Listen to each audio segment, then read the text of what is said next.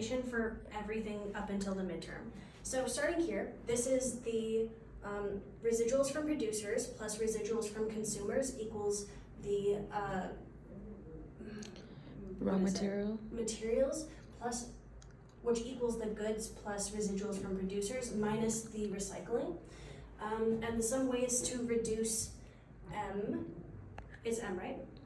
Are to decrease the quantity of goods and services provided in society, to have a sectoral shift, which all that means is you stop producing as much of the stuff that has high residuals and then produce more of the products that have lower residuals. So what this means essentially is switching from an industrial economy to a service sector economy. And that would be decreasing residuals from producers, or increased recycling, which is increasing the recycling from consumers and producers.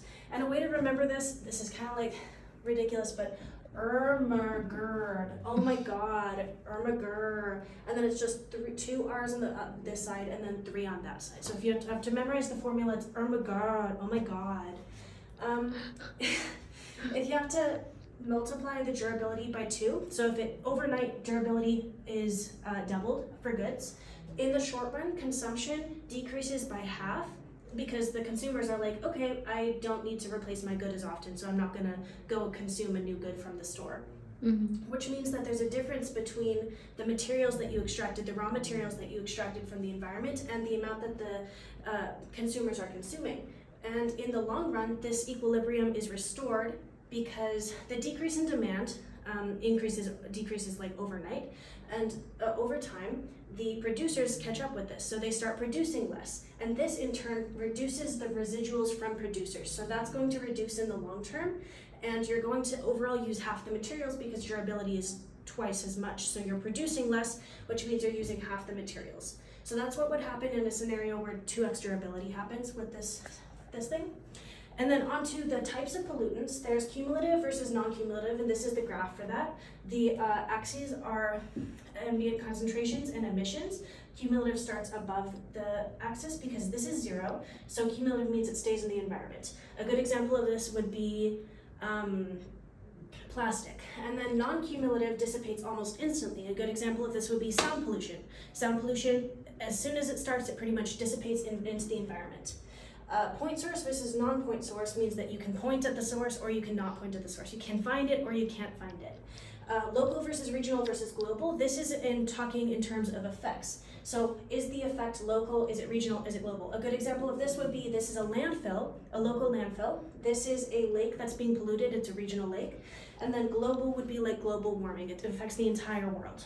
And then continuous versus episodic, this is, continuous is expected pollution. So the pollution that's going to come from houses, it's going to come from cars. You can measure it. Policymakers can expect this amount of pollution from a certain amount of houses, this amount of pollution from a certain amount of cars. Episodic is unexpected, it's unplanned, policymakers can't plan for it. So an example of this would be like an oil spill in like the lake or the forest or something like that. Uniformly mixed versus non-uniformly mixed. That's the 5th type of pollutant. All this means is that the damage is dependent on where it is released, which is non-uniformly mixed, or it is not dependent on where it's released, such as uniformly mixed. This is kind of related to this one, I believe. So there are 2 types of damage functions, the emissions damage function and the ambient damage function. For each of the axes, for the emission damage function, emissions is going to be your bottom one, and for the ambient concentration, ambient is going to be your bottom one. This one is an example with a threshold. This is the threshold, so up until here, you can pollute a little bit, and this is where the damages start. So there's no damages up until here, even though you're releasing the pollutant. So some pollution is allowed. If you're calculating the total damages, it's under the marginal damage curve, which is this one, up until quantity. So if you're given a quantity 1, then go up to the marginal damage curve, and all of that area underneath that graph is going to be your total damage. This is a damage without a threshold. This is the most common type, but this you see sometimes. All this means is that the pollutant is extremely toxic and you can't allow any pollution because it's already starting from all the way up here. So any amount of pollution up for this pollutant is going to cause a lot of damage. So you don't want any of that pollutant. Again, total damage under the marginal damage curve up until quantity. This one is without a threshold, and the idea here, this is a pretty interesting one. This is an ambient concentration, which means it mostly deals with air. This part, it has high increase in the marginal damage in the short run. So that means that it hurts like the vulnerable communities. It hurts old people, this air pollution. So the people with sensitive lungs, they are suffering. And then here, it doesn't hurt a lot of people. And then here, the damage increases very rapidly, which means it's hurting the entire population. That's what that graph means. This one is a linear air pollution graph where some pollution is fine because this starts at 0. So this is what that would look like. And again, the axes on all of these are going to be dollars in terms of damages. For abatement costs, the axis is going to be dollars in terms of cost because you're now talking in terms of cost. Abatement is how much it costs to remove the pollutants from the environment. You abate backwards because the pollutants are at the end of this curve are more resilient, so it's harder to get rid of them.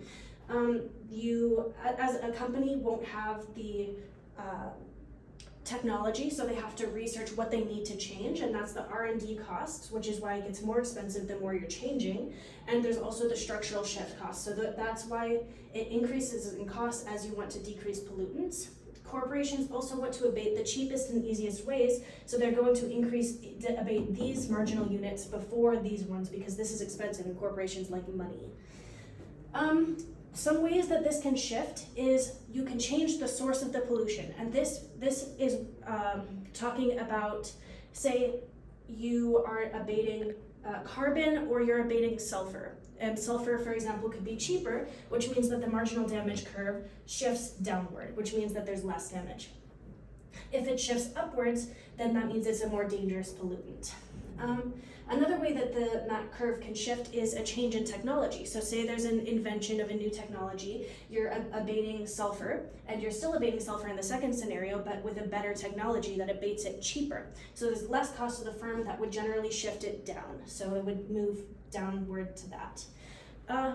Aggregate abatement costs, this is talking about two locations. So location A plus location B equals aggregate MAC. So the equimarginal principle is the idea that for the same cost for both locations, it will give you a certain amount of abatement. So that's why the 10 and the 20 are the same, and then you just go down the axes, and it's just like 0, 1, 2, 3, 4, and you add it up. So for 10, it hits at 2, and it hits at, wait, no, I lied. It has it at 4, and it hits at 6. So you're abating 10 units total. And then for $20 at both locations, you're abating 2 to 2 marginal units and to 3, and so that's 5. And again, you're looking at this backwards. So it's easier to abate to 10 units, and it's harder to abate to 5 units. As you can see, like the cost is higher for 5 units than 10. And that's because of those reasons right there. Okay, moving on to equimarginal math. What? Just close the lock. Okay, yeah, sure.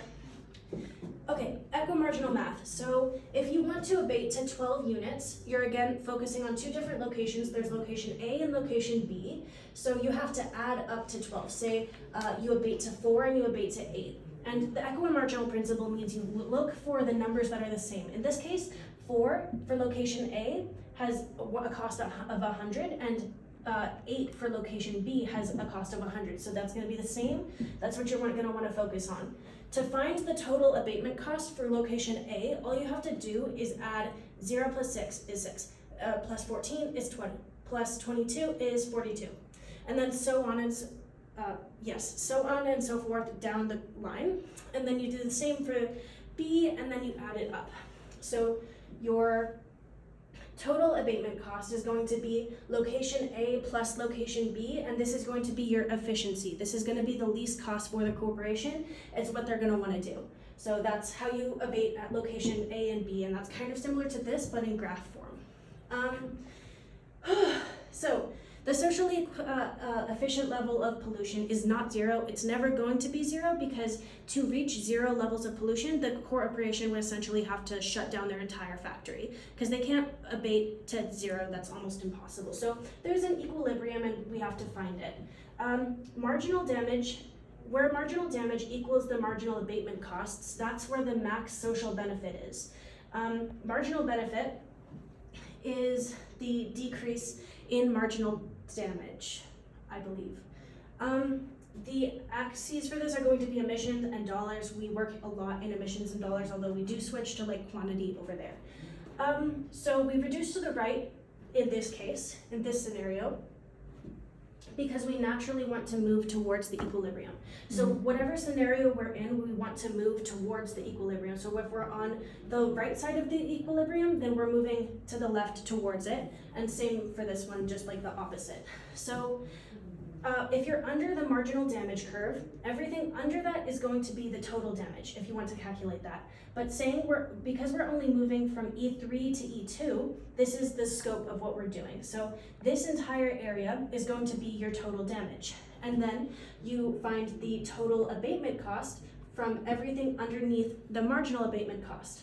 Because if you add up the marginal units, you get the total units. So that's total abatement cost, that's total damage. And if you subtract these two, you get the increase in net benefit from moving to from E3 to E2. And then you're going to want to eventually move to equilibrium, which is, again, the max social benefit. And then same for this one, except it's slightly reversed. So this is the benefit of, this is the total abatement cost because we're under the marginal abatement cost curve. This is the total damage because we're under the marginal damage curve.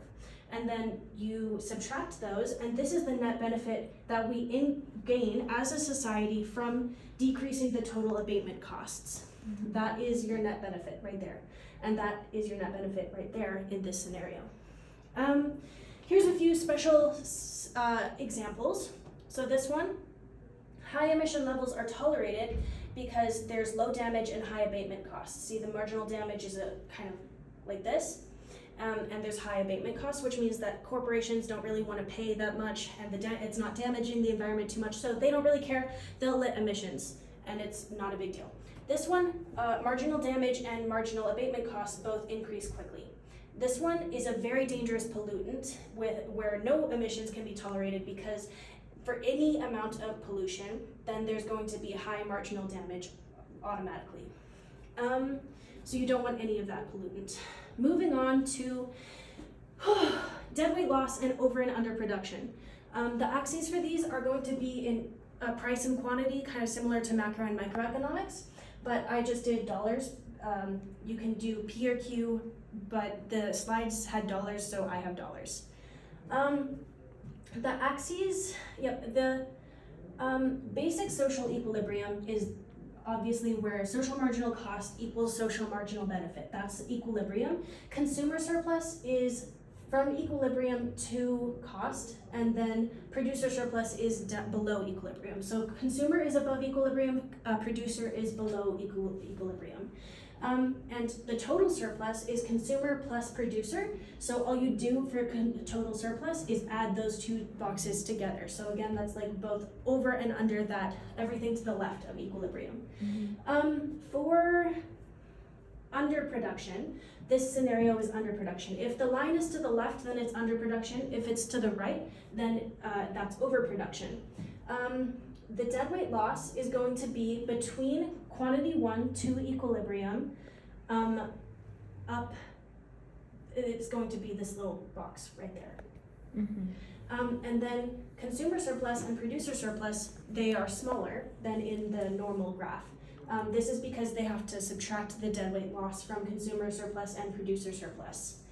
For this one, in overproduction, this is the excess producer surplus and this is the excess consumer surplus. Consumer surplus is usually up here, but this is below because we're focusing on the marginal benefit. Consumers benefit and producers cost. That's the way to remember that one. And then it's excess, the deadweight loss is going to be from equilibrium, which is right here, to quantity 1. So it's going to be that triangle right there, that one.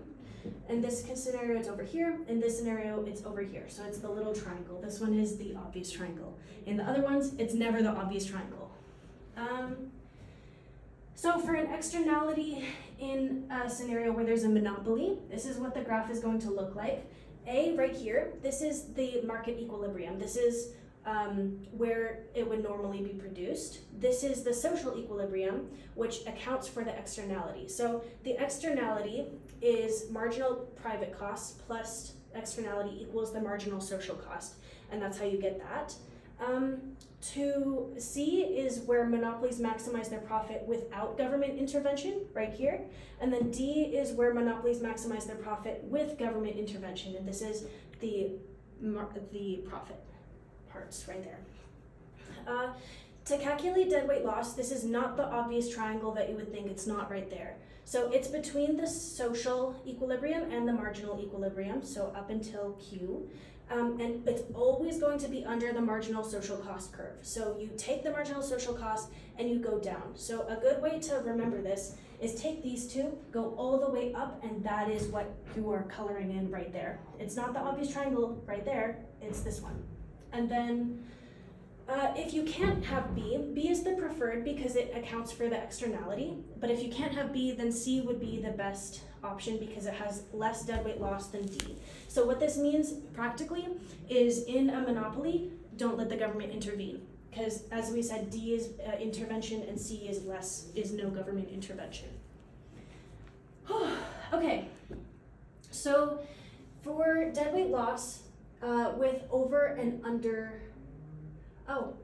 I should have moved on to this one. Externalities? Yeah. It's fine. Moving back a little bit with the deadweight loss and over under production, this is deadweight loss and over under production with externalities. So if these are all market failures. These are all examples of market failures right here. And so with this one and this one, because this is overproduction and underproduction, so we're not at the efficient quantity for the market. For overproduction, actually, we'll start with underproduction. This is underproduction. The private marginal benefit plus the externality equals the social marginal benefit. So that's what this line is right now. So when you're drawing your graphs, always put the private marginal benefit on the bottom and the social marginal benefit on the top because you have to add the externality. That difference is the externality that is not accounted for in the private marginal benefit with one firm. So supply is the top line and demand is the bottom line in this. That's what the slides say, that's what we put here.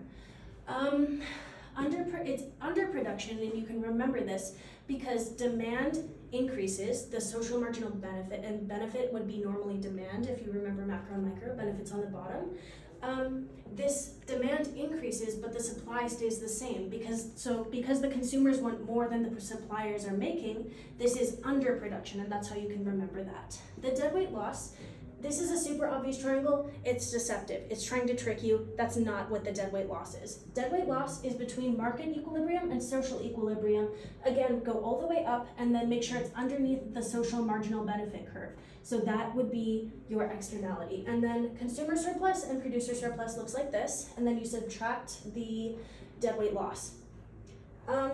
For the overproduction, this is overproduction because the supply increases, the supply is right there, and the demand stays the same. So you're making more than the consumers are demanding, which means you have an you're overproducing.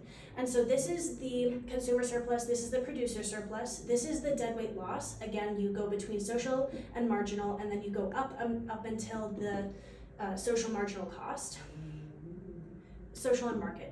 And then that's your deadweight loss. This right here is excess producer consumption, or producer supply, and then this is excess consumer supply.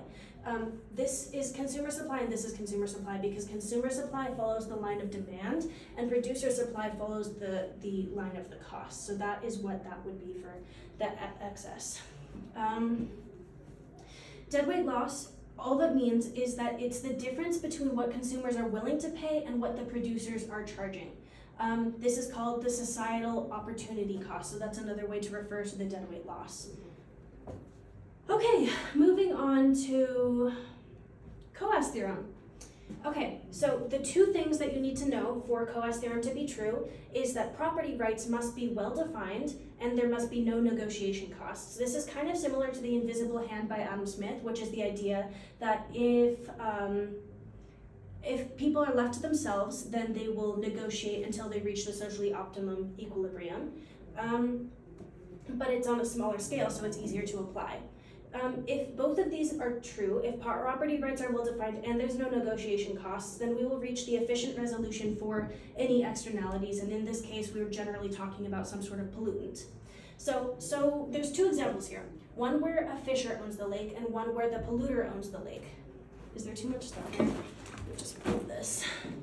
So in the scenario where the fisher owns the lake, the pollution starts at 0 because the fisher is not going to pollute, and this assumes that a second company, a polluting company, comes in, and the polluting company is going to pay the fisher to pollute. And the fisher is thinking, oh, a little pollution won't hurt me too much, I can pollute a little bit, and the polluting company is paying me, up until equilibrium, which is where the fisher starts noticing, hey, my lake's getting a little dirty, you're gonna have to up if you want to keep polluting, then you have to up the costs. And so the company is like, you know what, it's actually cheaper to just be a little bit greener and stop polluting as much than to pay these costs to the fisher. So in a scenario where the negotiation continues happening with no costs, then we will naturally reach equilibrium, and this is where it is mutually beneficial, and this is where it's no longer mutually beneficial. Moving on to the scenario where the polluter owns the lake, we start at max pollution because the polluter doesn't care about the lake.